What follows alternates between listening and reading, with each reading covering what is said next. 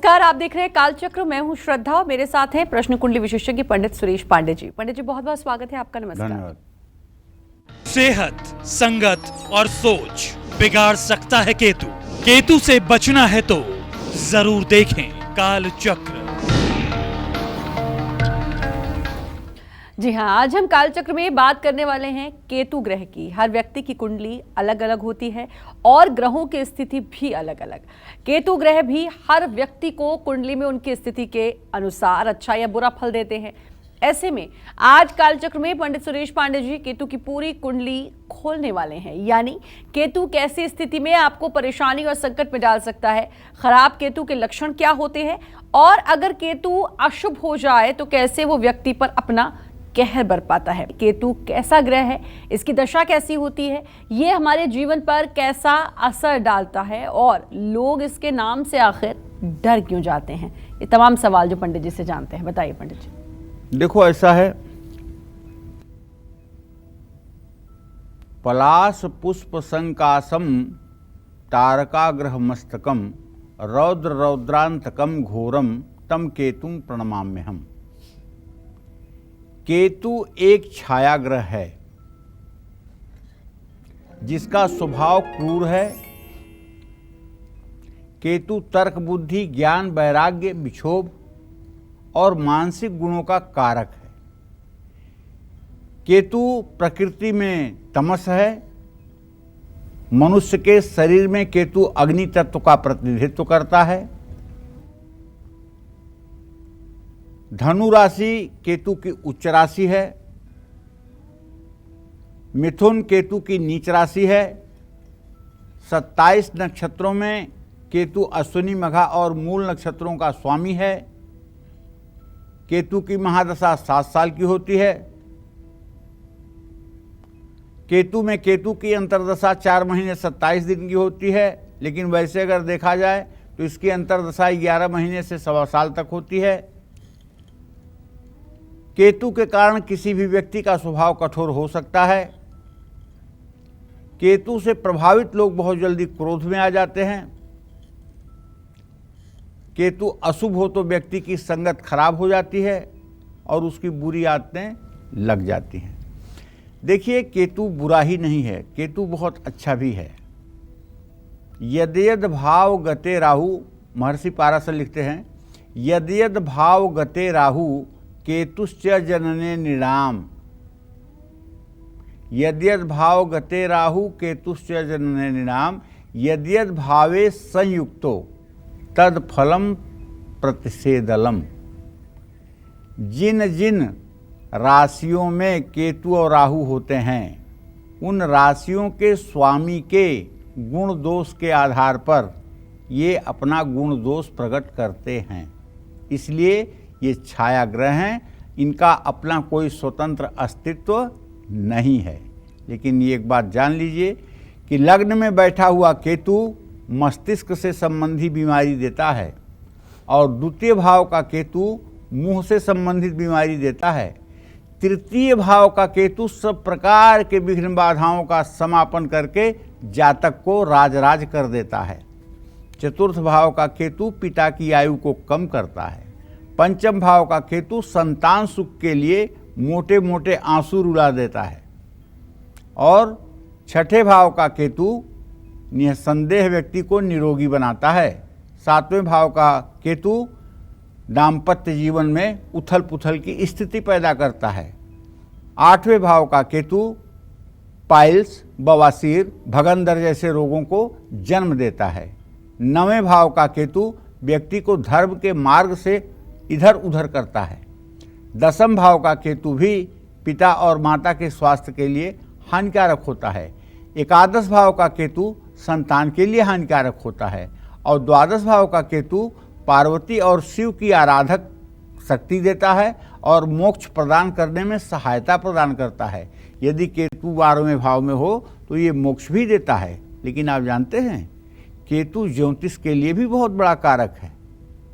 अगर आज तक आपने नहीं सुना है तो आज सुन लीजिए। कारक अध्याय महर्षि पाराशर ने जो कारक प्रकरण लिखा हुआ है बृहद पाराशर होरा शास्त्र में, उसमें 104वां श्लोक है उसमें है कारकांसे गते केतु नौमे वापि पंचमे गणितज्ञो भवेत नूनः ज्योतिष शास्त्र विशारदः। अर्थात आत्मकारक ग्रह से 5वें या 9वें स्थान में अगर केतु जाए और उसको बृहस्पति पूर्ण दृष्टि से देखे तो ऐसा व्यक्ति गणित विद्या में निष्णांत और प्रसिद्ध ज्योतिषी भविष्यवक्ता होता है। और अगर ये योग कुंडली में नहीं है तो पढ़ते मर जाओ ज्योतिष, सारे ग्रह गणित आपको आते हों लेकिन भविष्यवाणी करोगे तो रिजल्ट 0 आएगा। और अगर ये योग है तो इसका मतलब कि बाई बर्थ आपको भगवान ने भविष्यवक्ता बनाकर भेजा है। आप जो कुछ भी कहेंगे वही सच हो जाएगा। तो यदि क्या मैंने कहा, कारकांसे स्थिते केतु 9वें वापि पंचमे गणितज्ञो भवेत नून ज्योतिष शास्त्र विशारद। कारक प्रकरण 104वां श्लोक है। अगर कोई ज्योतिषी या ज्योतिष करने का इरादा रखता है तो उसको ये भाव देख करके मिलाना चाहिए कि उसके अंदर ये गुण बनने के हैं कि नहीं है। तो मैंने 12 भाव में केतु के फल को बताया, लेकिन मैंने अभी ये नहीं बताया है कि सूर्य के साथ केतु क्या करता है, चंद्र के साथ केतु क्या करता है, मंगल के साथ केतु का क्या असर है, बुध के साथ केतु का क्या असर है, बृहस्पति के साथ केतु का क्या असर है, शुक्र के साथ केतु का क्या असर है, शनि के साथ केतु का क्या असर है, ये बताना बाकी है। ये भी आपको बताऊंगा विस्तार से। तो इसलिए आज थोड़ा सा आपको केतु ग्रह के बारे में डिटेल से जानने का मौका मिला है। कागज़ कलम हाथ में रखिए और कुछ ज़रूरी चीज़ें अगर आपको लगे कि ये ज़रूरी चीज़ बता रहे हैं तो उसको नोट भी कर लीजिए। जय मां विंध्यवासिनी। तो केतु के बारे में बहुत सारी जानकारी जो पंडित जी आपको देंगे, और केतु हमारे आसपास जो घटनाएं होती हैं क्या उससे हम अपने केतु के शुभ और अशुभ के बारे में जान सकते हैं, ये भी पंडित जी से हम जानेंगे। लेकिन कॉलर जुड़ चुके हैं राजकुमार जी जबलपुर से। राजकुमार जी स्वागत है, बात करिए पंडित जी से। जी हेलो, प्रणाम पंडित जी। हाँ सुखी रहो बेटा, अपना नाम बताओ। जी मैं रिंकी बोल रही हूँ, मुझे अपने पति के और बेटे के बारे में पूछना था। जी बताओ जबलपुर से बोल रही हूँ। जी मेरे पति का नाम है Rajkumar Singh, date of birth 25/12/1983। और जी मेरे बेटे की जन्म तिथि है 13/3/2009। क्या जानना चाहती हो? जी मेरे पति की एक तो तबीयत थोड़ी ठीक नहीं रहती है, उनकी तबीयत थोड़ा परेशान सी रहती है। दूसरा जॉब से परेशान है, उनकी जॉब ठीक से नहीं चल पा रही है। और अपने बेटे के भविष्य के बारे में पूछना था। देखो रिंकी, ऐसा है बेटा, तुम्हारे पति भाव का स्वामी जो है वो मंगल है, और प्रश्न काल के हिसाब से मंगल जो है तुम्हारे प्रश्न लग्न से 6ठे भाव में बृहस्पति के साथ बैठा हुआ है, और तुम्हारे पति भाव में शुक्र के साथ राहु है, जो इस बात का संकेत है कि तुम्हारे पति को रक्त और एलर्जी से संबंधित बीमारी है। इससे बचने के लिए इनको चाहिए कि आयुर्वेद के किसी अच्छे जानकार व्यक्ति से संपर्क करके और अपना यदि निदान कर लें तो शीघ्र ठीक हो जाएंगे, इसमें कोई दो राय नहीं। जहाँ तक रिंकी आपने अपने बेटे के फ्यूचर के बारे में पूछा है तो मैं बताना चाहूँगा बेटा कि आपके पंचम भाव से द्वितीय भाव और सप्तम भाव का स्वामी शुक्र और मंगल है।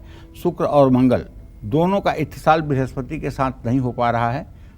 बच्चा अभी आपका 13 साल का हुआ है। पढ़ाई में अभी इसके और गति आनी शेष है, अभी इसको और पढ़ाने की चेष्टा करिए, निश्चित रूप से इसका भविष्य अच्छा होगा, इसमें कोई दो राय नहीं है। जय मां विंध्यवासिनी। और अगर लगातार आपके आसपास आपके बिजनेस में हानि हो रही है, लगातार आपको नुकसान हो रहा है, आपके अकॉर्डिंग आपकी चीज़ें नहीं चल रही हैं, तो कहीं इसका कारण केतु तो नहीं, ये हम जानेंगे पंडित जी से। लेकिन उससे पहले कॉलर जुड़ चुके हैं हरि हमारे साथ। हरि जी बहुत बहुत स्वागत है, बात करिए पंडित जी से। पंडित जी नमस्कार। हाँ नमस्कार पंडित जी, मेरी डेट ऑफ बर्थ है 19 दिसंबर 1967 और मेरा बर्थ है सुबह 4:05 का। मेरा सवाल है पंडित जी कि मैं पैसे के चक्कर में मतलब परेशान रहता हूँ, मतलब जीवन मेरी जिंदगी चल तो रही है पर पैसे में टेंशन बहुत है। पंडित जी कृपया बताइए इसका सलूशन क्या है? इसका सलूशन ये है कि आपके धन भाव का स्वामी सूर्य एकादश भाव में बैठा हुआ है। आमदनी आपकी होती है, ऐसा नहीं है कि आपकी आमदनी नहीं होती है, लेकिन व्यय भाव का भी स्वामी आय भाव में बैठा हुआ है। आपकी जिम्मेदारियां या आपका उत्तरदायित्व तो इतना ज़्यादा है कि उसके लिए आपकी आमदनी छोटी पड़ रही है। आप अपने आमदनी को बढ़ाने के लिए ओम गंग गणपतये नमः इस मंत्र का 10 माला रोज जप करिए, भगवान गणेश की पूजा करिए और 10 साल से छोटी लड़कियों के बीच में नमकीन के पैकेट बांटिए बुधवार के दिन। इससे आपकी आर्थिक स्थिति में सुधार होगा और काफ़ी हद तक आप अपने जीविका के क्षेत्र में सफल हो पाएंगे। जय मां विंध्यवासिनी। तो पंडित जी ने केतु ग्रह के बारे में तो हमारे दर्शकों को बताया, लेकिन अब ये जानेंगे कि कैसे कोई अपने आसपास हो रही घटनाओं से पता लगा सकता है कि उसका केतु शुभ है या अशुभ, और खराब केतु के क्या कुछ लक्षण है, ये जानेंगे हम पंडित जी से। बताइए पंडित जी। देखिए, जिस व्यक्ति की जन्म कुंडली में केतु अशुभ स्थिति में होता है, ऐसे व्यक्ति के मन में हमेशा अनहोनी की संभावना रहती है। कहने का मतलब, चंद्रमा के साथ केतु होगा या केतु की दृष्टि चंद्रमा पर होगी या केतु राहु के बीच में चंद्रमा होगा या केतु शनि के सानिध्य में चंद्रमा होगा, तो मन की स्थिति खराब हो जाएगी। इसलिए हर समय आदमी नेगेटिविटी का शिकार हो जाएगा, हर समय नकारात्मक सोच का शिकार हो जाएगा, वो अच्छा सोच ही नहीं सकता है। ऐसे लोग शुभ अवसरों में भी अशुभ ही खोजते हैं, तो व्यक्ति को ठीक से नींद नहीं आती है। ऐसा व्यक्ति भूत प्रेत जादू टोने में विश्वास करता है, क्योंकि केतु भ्रम ही तो पैदा करता है। अशुभ केतु दुर्घटना करवाता है, पैर में चोट लगवाता है, केतु मन को भटकाता है और तो और कानूनी विवादों में भी फंसाता है। केतु खराब हो तो एक एक पैसे के लिए आदमी मोहताज हो जाता है, लगातार धनहानि होती रहती है, कारोबार में घाटा होता है, हाथ में आए अवसर भी निकल जाते हैं। तो कहने का आशय ये है कि केतु जो है, अगर ये सूर्य के साथ हो, मंगल के साथ हो, शुक्र के साथ हो या बृहस्पति के साथ हो, तो पितर दोष भी होता है। और आप जान लीजिए कि पितर दोष एक ऐसा दोष है कि यदि आपके पितर असंतुष्ट हैं तो आप लाख कोशिश करिए, लेकिन आपके घर में शुभ कार्य नहीं होंगे। पितरों के कोप से घर में हर तरह का अभाव बना रहेगा, घर में अनहोनी घटनाएं घटेंगी, घर की सम्मान प्रतिष्ठा पर आंच आएगी। और इसका कारण भी जानते हैं क्या है? इतना ज्यादा पितरदोष का कारण आज का समाज है। मैं बहुत जिम्मेदारी के साथ कह सकता हूं, इस समय ऐसे लोगों की बाढ़ आ गई है जो लोग श्राद्ध कर्म को बिल्कुल मिटा देना चाहते हैं। कोई व्यक्ति अपनी जीवन लीला जब समाप्त करता है, उसके घर के लोग पता नहीं किससे प्रभावित होकर के, किसकी बातों में आकर के सारे कार्यक्रम 3 दिन में 5 दिन में संपन्न कर देते हैं। ऐसा व्यक्ति तो जिंदगी भर प्रेतयोनि में भटकेगा जब तक उसके लिए श्राद्ध नहीं किया जाएगा। हमारे यहाँ साफ साफ शास्त्रों में कहा गया है कि जिस व्यक्ति की मृत्यु होने पर उसकी डेड बॉडी हमें मिलती है, हम उसको जलाते हैं, उसका 13 दिनों में 13 संस्कार करना चाहिए।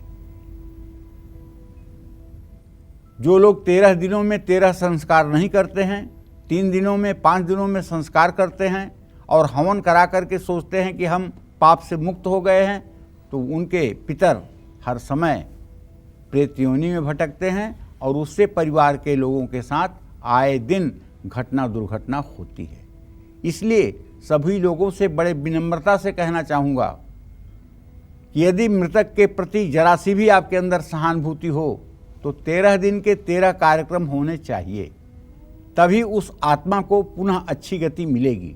नहीं तो वह आत्मा प्रेतयोनि में भटकने के लिए मजबूर होगी। आज हम समय बचाने के लिए आधुनिकता के भंवर जाल में फंस करके ऐसे ऐसे लोग भी मिल जाते हैं आपको सलाह देने वाले कि जिससे पूरा शास्त्र अर्थ का अनर्थ हो जाता है। तो इस तरह के कहते हैं ना, कलिमल ग्रसे धर्म सब, लुप्त भये सदग्रंथ, दम्भिन निजमति कल्पिकर, प्रगट किए बहुपंथ। कलयुग ऐसा ज़्यादा ग्रस लेगा लोगों को कि सदग्रंथ जो हैं, हमारे यहाँ निर्णय सिंधु है, हमारे यहाँ गरुड़ पुराण है, ये सब जो श्राद्ध के तरफ इशारा करने वाले ग्रंथ हैं, इनका लोप हो जाएगा। और दम्भिन निजमत कल्प कर, पाखंडी अपने मन से विधाओं को उत्पन्न करके और लोगों को उस रास्ते पर चलने के लिए प्रेरित करेंगे। कलिमल ग्रसे धर्म सब, लुप्त भये सदग्रंथ, दम्भिन निजमत कल्प कर, प्रगट किए बहुपंथ। ये गोस्वामी तुलसीदास जी ने कलयुग महात्म्य में उत्तरकांड में रामचरितमानस में इस चौपाई को कहा है। तो बहुत आग्रहपूर्वक आपसे कहना चाहूँगा कि 13 दिनों के 13 कार्यक्रम करने में आप बिल्कुल कोताही न बरतें। अगर आप चाहते हैं कि आपके घर पर पितरों की छाया न रहे, आपके घर पर पितरों की कुपित दृष्टि न रहे, आपके पितर संतुष्ट रहें, उन्हें अच्छी यौन मिले, अच्छे कुल में जन्म हो, तो आपको 13 दिनों के 13 संस्कार अवश्य करने चाहिए। जय मां विंध्यवासिनी। और लगातार अगर आपके माता पिता से अनबन चल रही हो, पैतृक संपत्ति को लेकर कलेश चल रहा हो, या जीवन में मानसिक तौर पर आपको सुकून नहीं है, तो कहीं इसकी वजह केतु तो नहीं, ये सब भी पंडित जी आपको बताएंगे। लेकिन उससे पहले कॉलर जुड़ चुके हैं संगीता हमारे साथ पुणे से। संगीता जी, बहुत बहुत स्वागत है, बात करिए पंडित जी से। गुरुजी जय मां विंध्यवासिनी। जय मां विंध्यवासिनी बेटा।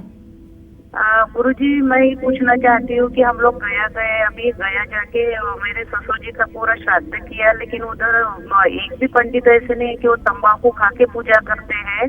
तो मुझे ये प्रश्न पूछना है कि क्या वो पूजा वैसी लगती है? क्योंकि एक भी पंडित ऐसे नहीं उधर कि वो पूरा के बीच में और मुंह में रख रख के पूजा करते हैं। दूसरा प्रश्न है मेरा कि हम लोग आने के बाद भागवत पूजा करना है तो कुछ महीनों के है क्या? देखो बेटा, ऐसा है, आपका कथन तो बिल्कुल सत्य है। पूजा पाठ करते समय मुंह में किसी प्रकार की चीज़ को खा करके ब्राह्मणों को न तो मंत्र बोलना चाहिए और न ही पूजा करवानी चाहिए। ऐसे पूजा कराने वाले जो विप्र होते हैं, उन्हें स्वयं पाप का भागीदार बनना पड़ता है। आपको वो पाप नहीं लगेगा। दूसरी बात यह है कि पिंडदान जब आप करते हो तो वो पिंडदान आप ब्रह्मा विष्णु महेश के लिए करते हो। और सतोगुणी, रजोगुणी, तमोगुणी 3 प्रकार के प्रेत होते हैं। सतोगुणी विष्णु हैं, रजोगुणी ब्रह्मा हैं, तमोगुणी शिव हैं। तो इन लोगों के लिए पिंडदान होता है।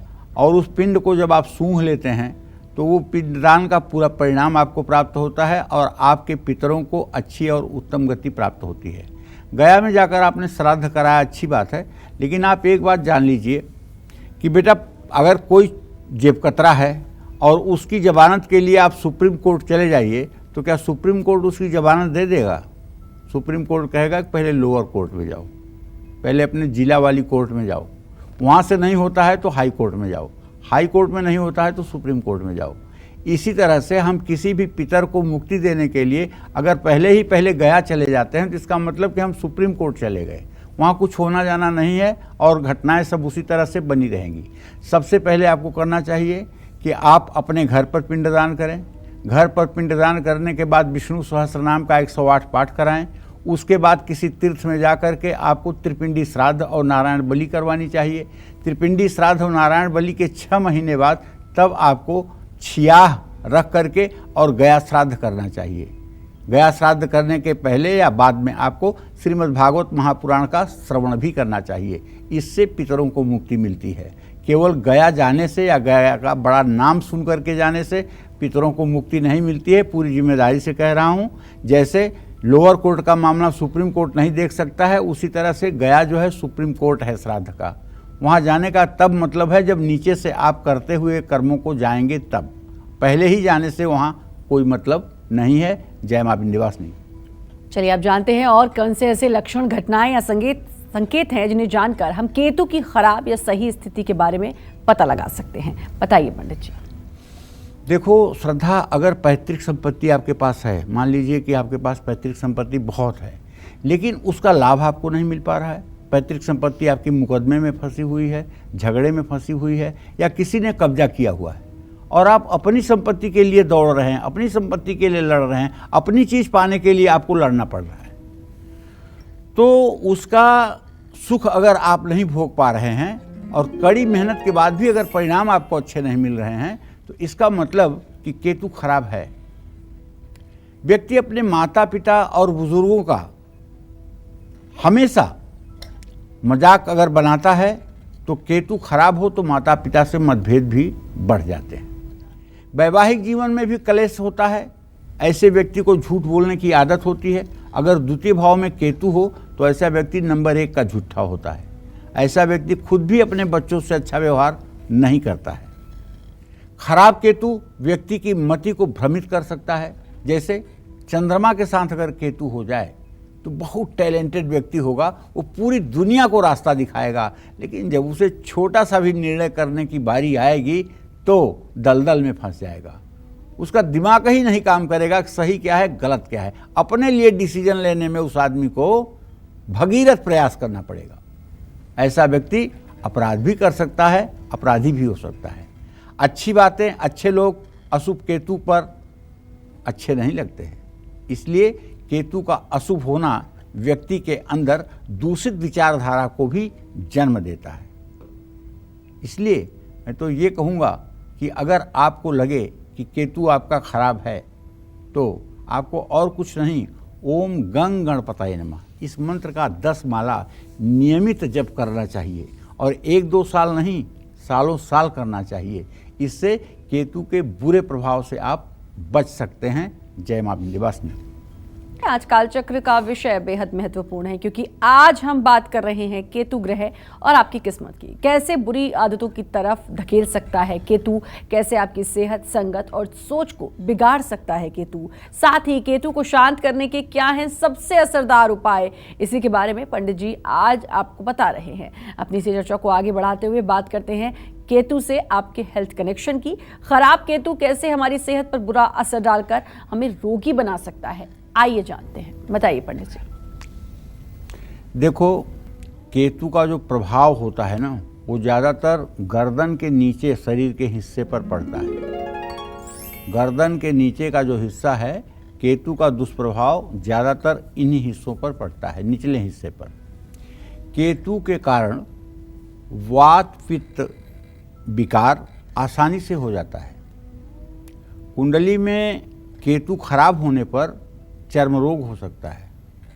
कुंडली में चंद्रमा शनि की स्थिति हो जाए और छठे भाव से संबंध हो जाए और बुध की दृष्टि भी हो जाए या बुध की युति हो जाए तो ऐसे व्यक्ति को गंभीर चर्म रोग होते हैं। ऐसा आदमी श्वेत कुष्ठ का भी शिकार होता है। लेकिन अगर मंगल का संबंध हो जाए तो रक्त कुष्ठ का शिकार होता है। और अगर शुक्र शनि के साथ केतु की कहीं से युति बन जाए तो किडनी का रोग होता है। ऐसे लोग कम उम्र में किडनी के रोग से प्रभावित हो जाते हैं। और अगर मंगल का संबंध हो जाए तो ऐसे व्यक्ति को ब्लड प्रेशर के द्वारा किडनी का रोग होता है। किडनी का रोग तो शुगर से भी होता है। अगर शुगर अनियंत्रित हो जाए तो धीरे धीरे किडनी डैमेज हो जाती है और उसके लिए फिर डायलिसिस होने लगती है। लेकिन आप जानते हैं, किसी का ब्लड प्रेशर अगर अनियंत्रित है तो उसकी किडनी को खराब होने में और कम समय लगता है। उसके पीछे कारण होता है कि शुक्र शनि का संबंध हो और मंगल भी उसमें अपनी दृष्टि डालता हो और मंगल पाप पीड़ित हो तो निश्चित रूप से ब्लड प्रेशर के द्वारा किडनी खराब होती है। जोड़ों में दर्द होता है, शरीर में नसों की कमजोरी होती है। और हाँ, सबसे बड़ी बात है कि अगर द्वितीय भाव में केतु हो और पापक ग्रहों की दृष्टि में हो तो ऐसा व्यक्ति को सुनने की समस्या होती है। ऐसे व्यक्ति को हमेशा खांसी आती रहती है। और केतु जब 5वें भाव में होगा या 11वें भाव में होगा तो निश्चित रूप से ऐसे व्यक्ति को संतान सुख में कष्ट आएगा। मानसागरी में तो यहाँ तक लिखा हुआ है कि चैकादशे यदि राहु सिख पंचमे स्थितो भवेत सुताननम न दृश्यन्ते यद्यपिंद्रो सेव्यते। मतलब अगर 11वें भाव में राहु और 5वें भाव में केतु हो तो इंद्र भी अगर आकर के आपके गोद में बच्चा देंगे तब भी आप पुत्र शोक से हाहाकार करेंगे। लेकिन अगर पंचम भाव का स्वामी द्वितीय भाव में हो और राहु केतु की यह स्थिति हो तो मैं दावे के साथ कह सकता हूँ ऐसे व्यक्ति के पास जीवित संतान रहेंगे, इसमें कोई दो राय नहीं है। अगर आप अपनी कुंडली में देख रहे हैं कि राहु केतु की स्थिति एकादश और पंचम में है तो डरिए मत, इसका समाधान है। यदि आपके पंचम भाव का स्वामी द्वितीय भाव में या लग्न में है तो आपके पास संतान रहेंगे, आपके संतान की आकस्मिक मृत्यु नहीं हो सकती है। केतु और राहु आपको नुकसान नहीं पहुंचा सकते हैं, ये बात भी जानना परम आवश्यक है। रीढ़ की हड्डी में अगर समस्या हो या जो टेल बोन होती है, जो सबसे नीचे की नुकीली हड्डी होती है, उसमें अगर चोट लग जाए या दर्द की स्थिति हो तो आप समझ लेना कि आपका केतु ज़्यादा ही खराब है। पथरी, चाहे वो गाल ब्लेडर में हो जाए और चाहे किडनी में हो जाए, ये खराब केतु के कारण ही पथरी का निर्माण होता है और बार बार उस पथरी को आप तमाम आयुर्वेदिक दवाइयों को खा करके और उसको निकालते हैं और फिर वो पथरी बन जाती है। इसके पीछे खराब केतु, मंद केतु कारण है। केतु के कारण सिर के बाल झड़ने लगते हैं। जिन लोगों का केतु खराब होता है उन लोगों के बाल बीच से झड़ते हैं, और जिन लोगों का केतु नहीं खराब होता है, अगर उनके बाल भी झड़ते हैं तो आगे से झड़ते हैं। आगे से बाल अगर झड़ता है तो ऐसा आदमी भाग्यशाली होता है पक्का, लेकिन अगर बीच से बाल झड़ते हैं तो ऐसे आदमी दुर्भाग्यशाली होते हैं, ये भी पक्का। बीच में अगर बगीचा खाली हो जाए और आगे पीछे बाल हों तो ऐसे आदमी का दुर्भाग्य उदय हो जाता है। और आगे से चाहे जितने बाल गिर जाएं, पीछे के बाल अगर साबुत आपके सही हैं तो निश्चित रूप से आप भाग्यशाली हैं और आप सफलता की सीढ़ियों पर चढ़ेंगे। जय मां विंध्यवासिनी। केतु की कुंडली के बारे में तो आपने जान लिया, चलिए अब बात करेंगे आपकी कुंडली की। कुंडली के लग्न, दूसरे, तीसरे और चौथे भाव में केतु हो तो व्यक्ति की किस्मत, सेहत, संगत और सोच कैसी होती है, आइए जानते हैं पंडित जी से। बताइए पंडित जी। देखिए, पहली बात तो ये खूब अच्छी तरह से जान लीजिए कि केतु केवल पापग्रह नहीं है। केतु शुभग्रह की तरह भी फल देता है, लेकिन अक्सर इसका प्रभाव तमोवत केतु यम फलम, मंगल के समान लगभग केतु का फल होता है। ऐसा ज्योतिष शास्त्र में हम मानकर चलते हैं कि मंगल जिस तरह का फल देगा उसी तरह का फल केतु भी देगा। मंगल की दशा भी 7 साल की होती है, केतु की दशा भी 7 साल की होती है। खडादित्य दशेन्दु च सप्तवर्षाणि मंगलः राहु अष्टादशश्चैव षोडशाब्दा बृहस्पति एकोनाविंशत् शनि बुधै सप्तदशैवतु केतुश्च सप्तवर्षाणि भृगु च वर्ष विंशति। तो केतु और मंगल की 7 साल की दशा है और तमोवत केतु यम फलम, मंगल की तरह ही केतु का फल भी होता है। लग्न में केतु हो तो व्यक्ति चंचल होता है, दुराचारी होता है, और केतु वृश्चिक राशि में हो तो व्यक्ति सुखी, धनी और मेहनती होता है। दूसरे भाव में केतु के कारण व्यक्ति विरोधी स्वभाव का होता है। तीसरे भाव में अगर केतु हो तो व्यक्ति चंचल और बातरोगी तो होता है, लेकिन ऐसे लोगों के सब प्रकार के परेशानियों का निवारण केतु करता है। केतु सर्व रोध निवारकः। जानते हैं, तृतीय भाव में कहते हैं कि सहज मंदिर गे तपनात्मजौ भवति सर्व सहोदर नाशकः। शनि अगर तृतीय भाव में हो तो छोटे बड़े सभी भाई बहनों को खत्म कर देता है। मंगल अगर अशुभ स्थिति में हो तो छोटे भाई को मारता है। सूर्य अगर तृतीय भाव में हो तो बड़े भाई को मारता है, लेकिन केतु अगर तृतीय भाव में हो तो सभी भाइयों को जिंदा भी रखता है और भाई का सुख भी मिलता है। तो केतु की तृतीय भाव की स्थिति अच्छी मानी जाती है। बस केतु कहाँ नहीं होना चाहिए भाई? मिथुन राशि में या वृषभ राशि में नहीं होना चाहिए, क्योंकि लग्न चंद्रिका कहती है मिथुने सिंहिका सुतः। मिथुन राशि में राहु उच्च है, लेकिन महर्षि पाराशर कहते हैं नहीं, वृषभ राशि में राहु उच्च है और केतु वृश्चिक राशि में उच्च है। तो अगर दोनों फलों के फलादेश को आप करें और आप प्रोफेशनल अच्छा ज्योतिष का काम करते हैं तो इसको आप अगर आजमाएं कि दोनों में बात किसकी सही है, तो आपको ये लगेगा, मुझे जो लगता है, मैं इस बात पे बहुत दृढ़ नहीं हूँ, मुझे जो लगता है कि केतु का मिथुन राशि में ज़्यादा शुभ फल मिलता है, राहु का मिथुन राशि में ज़्यादा शुभ फल मिलता है, और केतु का धनु राशि में ज़्यादा शुभ फल मिलता है। ये मैंने आजमाया है, ये मैं नहीं कह रहा हूँ कि आप हमारी बात को मान लीजिए और पराशर की बातों को झूठ कर दीजिए, नहीं, लेकिन जो हमने जीवन में देखा है, लग्न चंद्रिका में जैसे लिखा हुआ है मिथुने सिंहिका सुतः, मिथुन में सिंहिका सुत अर्थात राहु उच्च का होता है। तो देखिए, चौथे भाव में केतु हो तो व्यक्ति ज़्यादा चंचल और बोलने वाला होता है। केतु जब चौथे भाव में होगा तो 10वें भाव में राहु भी होगा।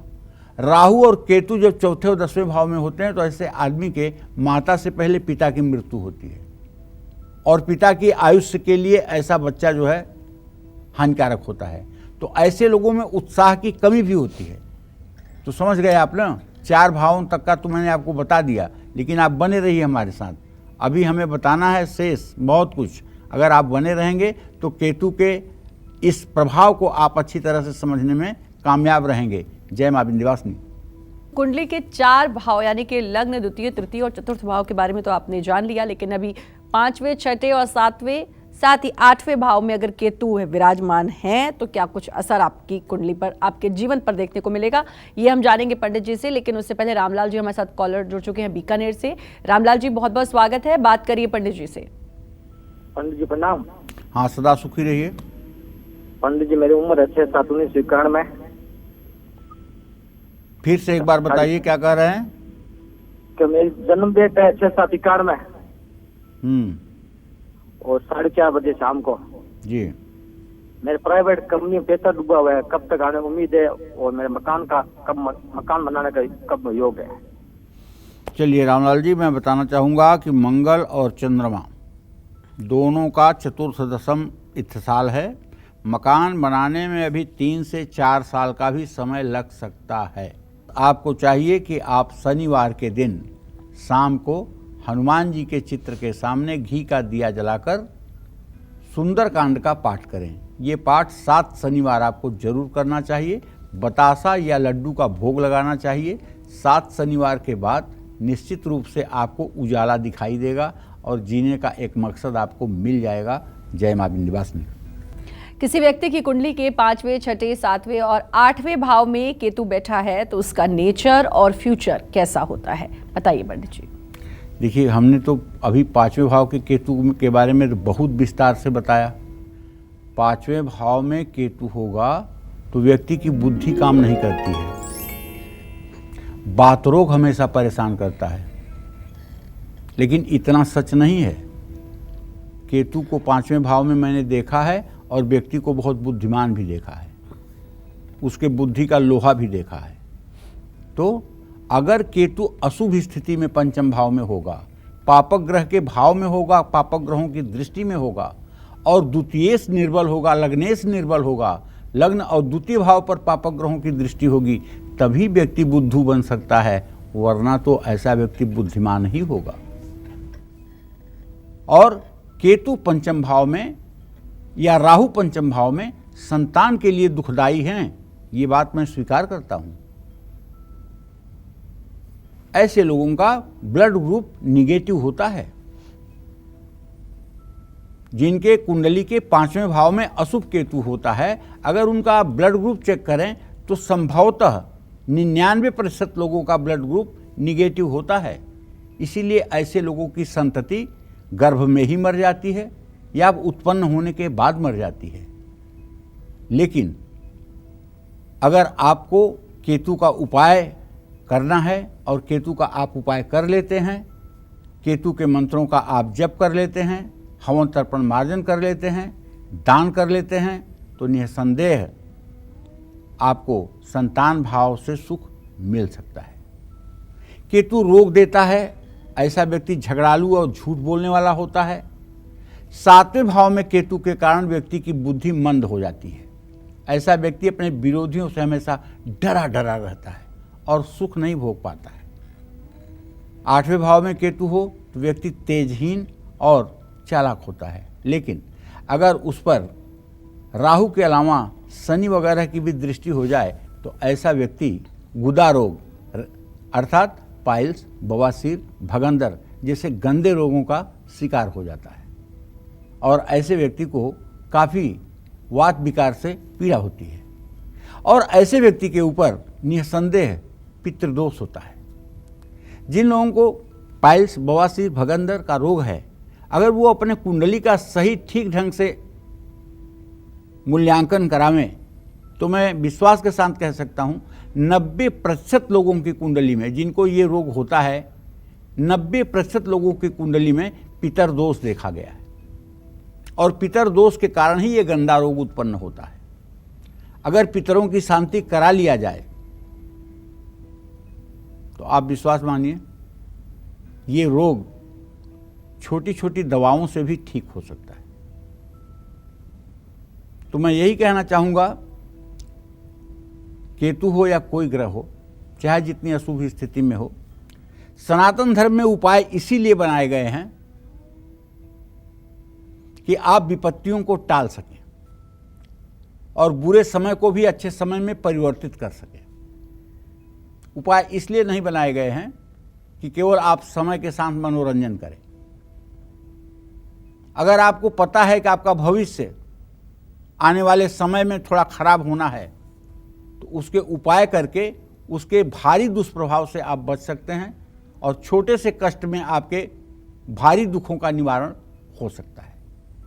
इसलिए कहते हैं ना, आगम चेती सदा सुखी, और ज्योतिषी को कहते हैं आगमी। क्या कहते हैं? आगमी। आगमी मतलब आगम को जानने वाला, कल को जानने वाला। अगर कल को जानने वाला नहीं है तो किस बात का आगमी? तो कहने का आशय यह है कि अगर हमें पता चल जाए कि हमारा ये भाव अशुभ है, खराब है, जिसके कारण हम परेशान हो रहे हैं, अगर सही रोग का पता चल जाए, आपको अगर ये पता ये लग ही गया कि आपके घर के किस अलमारी में चूहा मरा हुआ है, कहाँ से दुर्गंध आ रही है, तो आप 1 मिनट के अंदर उस चूहे को निकाल कर बाहर नहीं फेंक देंगे, दुर्गंध आनी बंद नहीं हो जाएगी। अगर आपको पता लग जाए कि आप किस ग्रह के कारण परेशानी भुगत रहे हैं तो उसका उपाय हो जाएगा। लेकिन अगर बताने वाला सिर्फ 3 चीज बताने की कसम खाया हुआ है कि आपकी कुंडली में तो काल सर्प दोष है, आपकी कुंडली में तो पितर दोष है, आपकी कुंडली में तो किसी ने कुछ किया कराया है, आपका बिजनेस बांध दिया है, आपके लड़की की शादी बांध दिया है, कुछ आपके ऊपर किए कराए का दोष है, अगर ये 3 बात ही बताना है तो कुछ भला आपका सामने वाले का भला नहीं होना है। क्योंकि ये कुछ वही बातें मतलब कि कहीं यथार्थ पर नहीं टिकती हैं। कुंडली में और बहुत से दोष हो सकते हैं जो मनुष्य को दुख और विपत्ति देते हैं। केवल काल सर्प योग का नाम लेकर के रोना, जिसका ज्योतिष में कोई अस्तित्व नहीं है, किए कराए का दोष, जिसका ज्योतिष में बहुत आंशिक असर है, मंगल अगर 6ठे और 10वें भाव में जाता है तब अवचार जनित रोग होते हैं। तो कहने का मतलब यह है कि ज्योतिष के ग्रहों का अध्ययन करके अगर सम्यक रूप से निरूपण किया जाएगा तो ज्योतिषी की वाणी कभी व्यर्थ और मिथ्या नहीं जाएगी। और हर समय ज्योतिषी को अपने ज्योतिष का प्रयोग अपने हित के लिए न करके सामने वाले के हित के लिए करना चाहिए और वही बोलना चाहिए जो शास्त्र कहता है। अपने मन से किसी चीज की उत्पत्ति नहीं करनी चाहिए। जय मां विंध्यवासिनी। और अब बात होगी कुंडली के 9वें, 10वें, 11वें और 12वें भाव की। अगर इन भावों में केतु विराजमान हैं तो व्यक्ति की सोच, संगत, सेहत कैसी रहती है, आइए जानते हैं। बताइए पंडित जी। 9वां भाव भाग्य भाव कहलाता है, धर्म का भी स्थान है। अगर शुभ केतु होगा तो व्यक्ति को सुख की इच्छा बहुत रहेगी, उसे समाज में मान सम्मान, अगर अशुभ ग्रहों की दृष्टि है तो नहीं मिलेगा, अशुभ राशि है तो नहीं मिलेगा। 10वें भाव में केतु पितर दोष देता है और भाग्यहीन बनाता है। 11वें भाव में केतु हर प्रकार से लाभ देता है। ऐसा व्यक्ति भाग्यवान, विद्वान, गुणी, तेजस्वी होता है। लेकिन ऐसे व्यक्ति को पेट में हमेशा रोग होता है और ऐसा व्यक्ति परेशान भी रहता है। 12वें भाव में केतु के होने से व्यक्ति को उच्च पद की प्राप्ति होती है। ऐसा व्यक्ति शिव पार्वती का आराधक होता है। ऐसे व्यक्ति को मोक्ष की प्राप्ति होती है, ऐसा व्यक्ति धर्मात्मा होता है और ऐसे व्यक्ति के विरोधी अपने आप नष्ट हो जाते हैं। बस अगर पापक ग्रहों का प्रभाव साथ में हो जाए तो ये सारी बातें रुक जाती हैं। पापक ग्रह मतलब 12वें भाव में केतु के साथ शनि भी हो जाए, 12वें भाव में केतु के साथ मंगल हो जाए, 12वें भाव में केतु के साथ सूर्य हो जाए, तब ये जितना शुभ प्रभाव केतु का है ना, ये सब रुक जाएगा और तब अशुभ प्रभाव का जन्म हो जाएगा। तब व्यक्ति का खर्चा रोग में, बीमारी में, मुकदमे में होगा, व्यक्ति कर्जे के मकड़ जाल में फंस जाएगा। तब इसके लिए केतु की शांति का यत्न करना चाहिए। जय मां विंध्यवासिनी। चलिए अब बात करते हैं कुंडली में केतु की शुभ स्थिति की। केतु के कुंडली में शुभ होने के कौन कौन से संकेत होते हैं? शुभ केतु हमें कौन कौन से सुख दे सकता है, आइए जानते हैं। बताइए पंडित जी, केतु सिर्फ हानि ही नहीं बल्कि हमें शुभता भी प्रदान कर सकता है। केतु के शुभ होने का यहाँ सीधा सीधा आशय है कि केतु वृश्चिक या धनु राशि में होगा तो शुभ होगा। केतु के ऊपर बृहस्पति शुक्र की दृष्टि होगी तब केतु शुभ होगा, चंद्रमा की दृष्टि होगी तब केतु शुभ होगा। तो अगर जन्म कुंडली में केतु शुभ है तो ऐसे लोगों को मकान, दुकान, गाड़ी का सुख मिलता है, मान सम्मान और उच्च पद की प्राप्ति भी होती है, संतान सुख भी मिलता है, संतान आज्ञाकारी भी होती है।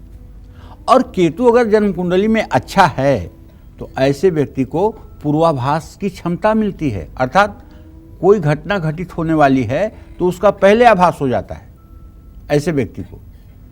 ऐसा व्यक्ति अपने कुल को तारने वाला भी होता है। केतु शुभ होने पर व्यक्ति के पैर बहुत मजबूत होते हैं, इसमें कोई दो राय नहीं है। इसलिए केतु की शुभ स्थिति व्यक्ति के लिए वरदान बन सकती है। एक बात मैंने पहले ही कहा है कि केवल केतु को पापक ग्रह मत मानिए, इसकी स्थिति और परिस्थिति के कारण ये शुभग्रह जैसा भी फल देता है।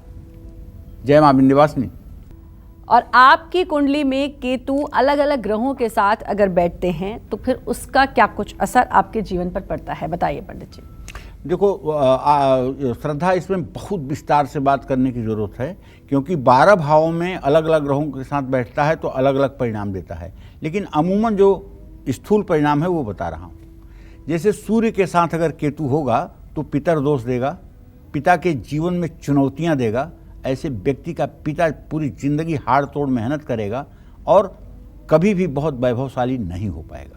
चंद्रमा के साथ केतु हो तो ऐसे व्यक्ति की माँ रोगिणी होगी, उसको शारीरिक कष्ट होगा, उसको हीमोग्लोबिन और रक्त की समस्या होगी और जातक निर्णय लेने में बहुत ही ज़्यादा दुविधा में रहेगा और उसके चेहरे पर उसकी बॉडी लैंग्वेज हर समय निगेटिव रहेगी, उसके बॉडी लैंग्वेज में सकारात्मकता आपको नहीं दिखाई देगी।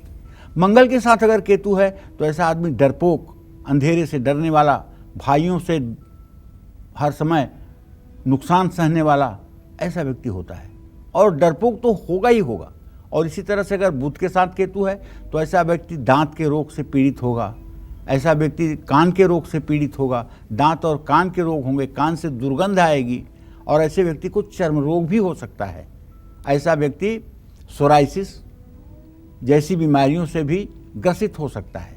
और बृहस्पति के साथ केतु हो तब तो गुरु चांडाल योग बन गया भैया।